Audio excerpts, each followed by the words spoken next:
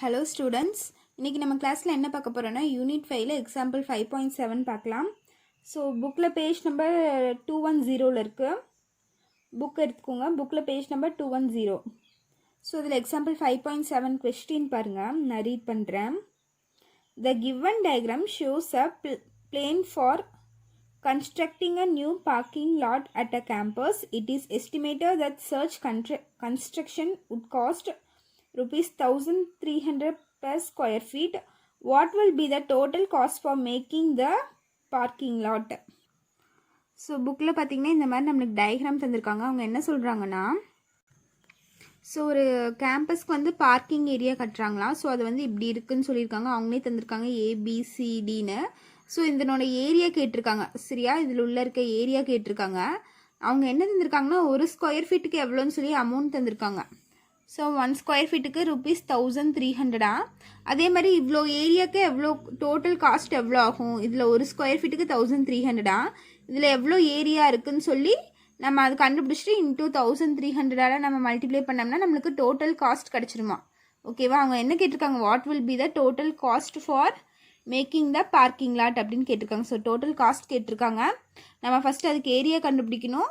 அதுக்கப்புறம் into 3 area கண்டுபிடிச்ச ஏரியாவால் 1300 multiply பண்ணால் நம்மளுக்கு டோட்டல் காஸ்ட் கிடச்சிரும். ஓகேவா, ஸோ இது எந்த ஷேப்பில் இருக்குதுன்னு பார்த்தீங்கன்னா, இது 4 சைட்ஸ் இருக்கா. ஸோ இது ஒரு குவாடிலேட்ரல் ஷேப்பில் இருக்குது. ஸோ நம்ம என்ன பண்ண போகிறோம், ஏரியா ஆஃப் குவாடிலேட்ரல் ஃபார்முலா தான் யூஸ் பண்ண போகிறோம். ஸோ அவங்க தந்திருக்க பாயிண்ட்ஸ் இதுதான். A 2,2, B வந்து 5,5, C வந்து 4,9, D வந்து 1,7.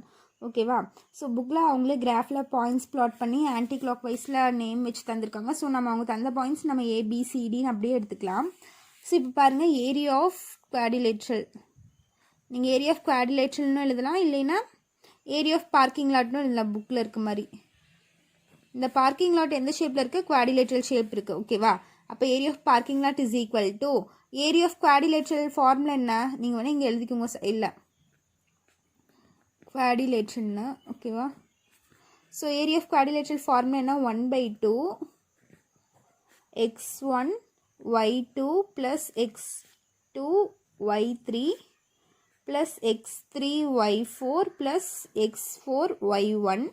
இந்த ஃபஸ்ட் ப்ராக்கெட் முடிஞ்சு அப்புறம் மைனஸ் போட்டு செகண்ட் ப்ராக்கெட்டை, இதில் என்ன வரும், x2 y1 plus x3 y2 plus x4 y3 plus x1 y4. ஓகேவா, ஸோ இது ஏரியா ஆஃப் குவாடிலேட்ரல் ஃபார்முலா. இதுக்கிட்ட என்ன எழுதிக்கணும், நீங்கள் ஸ்கொயர் யூனிட்ஸ்னு எழுதிக்கணும். ஸோ எனக்கு இடம் பத்தல, அதனால் நான் கீழே எழுதுகிறேன். நீங்கள் இதை ஒரே லைனில் வரும்போது எழுதிக்கோங்க. ஸ்கொயர் யூனிட்ஸ் ஃபார்முலா எழுதிட்டு கண்டிப்பாக இந்த ஸ்கொயர் யூனிட்ஸ் எழுதணும். நீங்கள் ஒரே லைனில் வர மாதிரி இந்த ஃபார்முலா எழுதிக்கோங்க. ஸோ இப்போ ஃபார்முலா முடிஞ்சியா. ஸோ நம்ம நெக்ஸ்ட் என்ன ஸ்டெப் போடுவோம், இந்த பாயிண்ட்ஸ் எல்லாம் நான் கொண்டு வந்து சப்ஸ்டியூட் பண்ண போகிறேன். நம்ம ஃபார்முலா எழுதிட்டோமா, நெக்ஸ்ட் ஸ்டெப் என்ன பண்ணுவோம், ஃபார்முலாஸில் சப்ஸ்டியூட் பண்ணுவோமா. ஸோ நம்ம எந்த மாதிரி போடுவோம், இந்த வேல்யூஸ்லாம் 1/1 எழுதுவோமா. ஃபஸ்ட் என்ன இருக்குது, 2 2, நெக்ஸ்ட் என்ன இருக்குது 5 5. ஸோ 5 5, நெக்ஸ்ட் என்ன இருக்குது 4 9, நெக்ஸ்ட்டு 1 7. அதுக்கப்புறம் முடிஞ்ச பாயிண்ட்ஸ் 4 பாயிண்ட்ஸ் முடிஞ்சு எங்கே ஸ்டார்ட் பண்ணமோ அதே இடத்துல தான் முடிக்கணும். ஸோ 2 2ல் ஸ்டார்ட் பண்ணியிருக்கோம், அதே 2 2ல் தான் நம்ம கம்ப்ளீட் பண்ணணும். ஓகேவா, ஸோ இப்போ மல்டிப்ளை பண்ணலாம். முன்னாடி இந்த ஃபார்முலா இருக்குது 1/2 1/2 போட்டாச்சு. ஸோ இதுக்கு பதிலாக நான் இந்த மாதிரி சப்ஸ்டியூட் பண்ணியிருக்கேன். ஸோ இதில் சப்ஸ்டியூட் பண்ணால் நம்மளுக்கு என்ன ஆகும், நிறைய மிஸ்டேக்ஸ் வரும். ஸோ இந்த மாதிரி பண்ணிவிட்டால் நம்மளுக்கு ரொம்ப ஈஸியாக இருக்கும். ஸோ ஃபஸ்ட்டு மேலேருந்து கீழே பண்ணுங்கள். 5 2s are 10, 9 5s are என்ன வரும் 45 plus 45 plus 7 4s are 28 plus 1 2s are 2. So மேலேருந்து இப்போ கீழே மல்டிப்ளை பண்ணியாச்சா. நெக்ஸ்ட் பாருங்கள், கீழேருந்து மேலே மல்டிப்ளை பண்ணணும். அப்படி பண்ணும்போது நம்ம மைனஸ் ஃபஸ்ட்டு போட்டுப்போம்.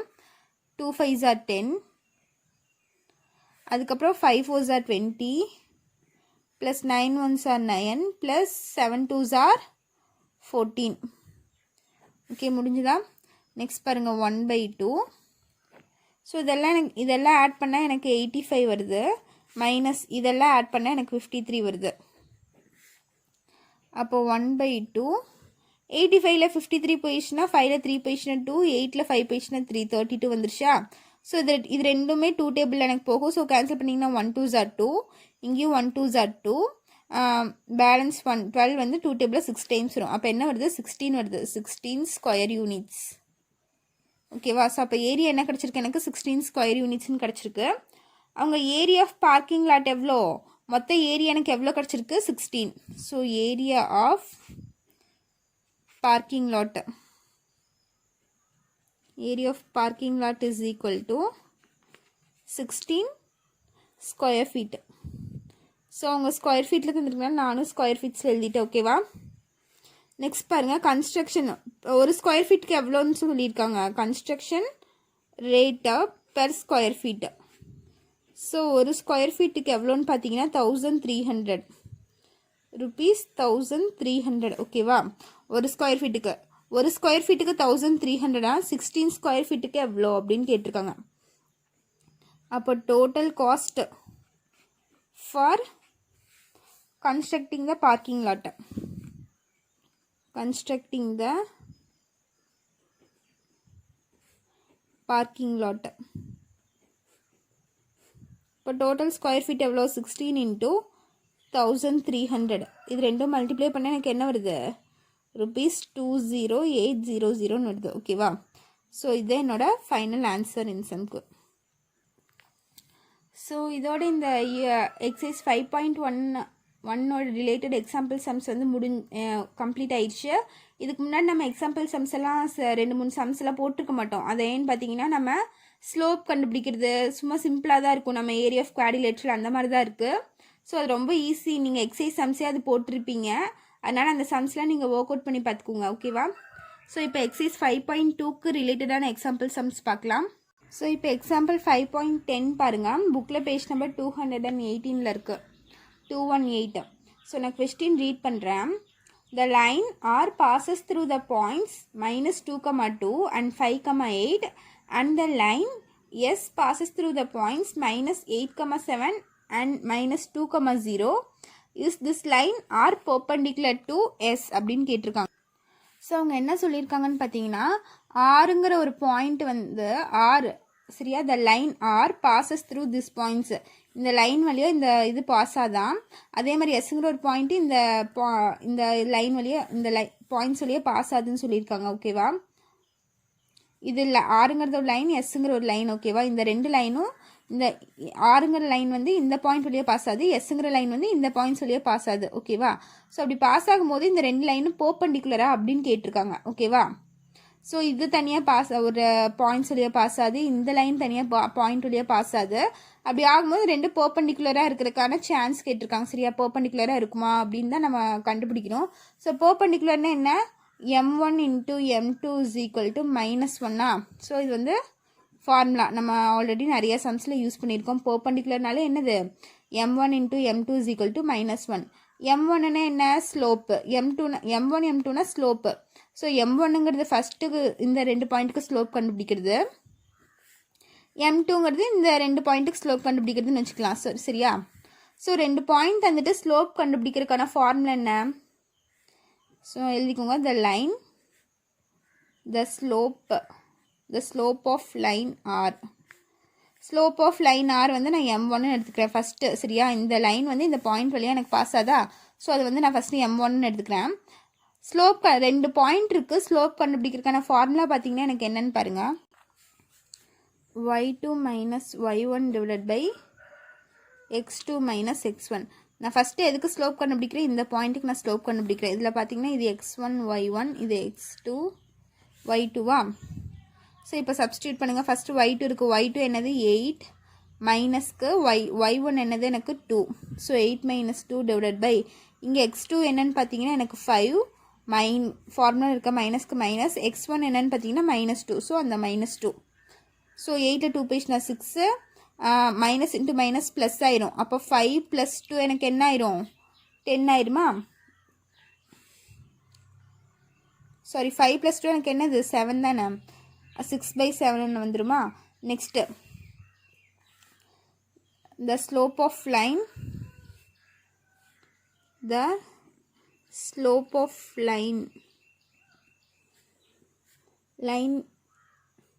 எஸ். ஸோ செகண்ட் லைன் வந்து எஸ், அது வந்து நான் m2ன்னு எடுத்துக்கிறேன். ஃபார்முலா என்ன நமக்கு? y2 minus y1 divided by x2 minus x1. So இந்த இதுக்கு y1 y2 கண்டுபிடிங்க.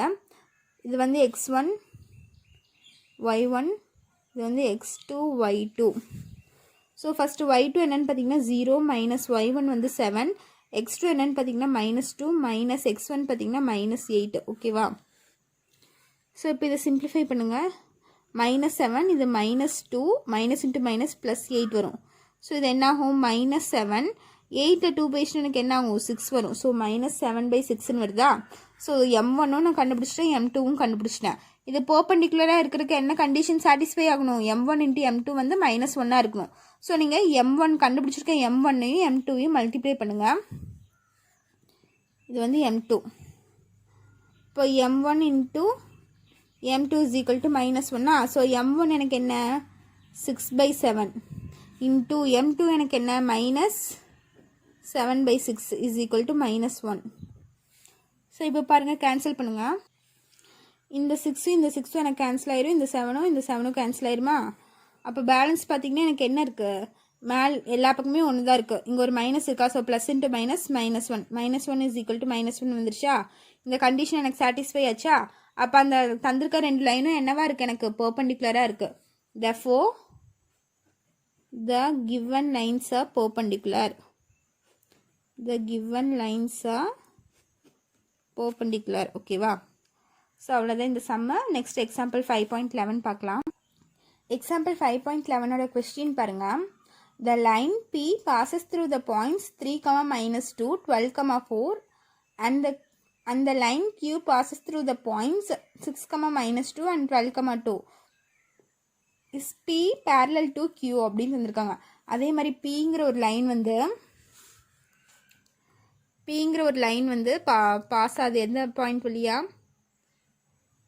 The line P passes through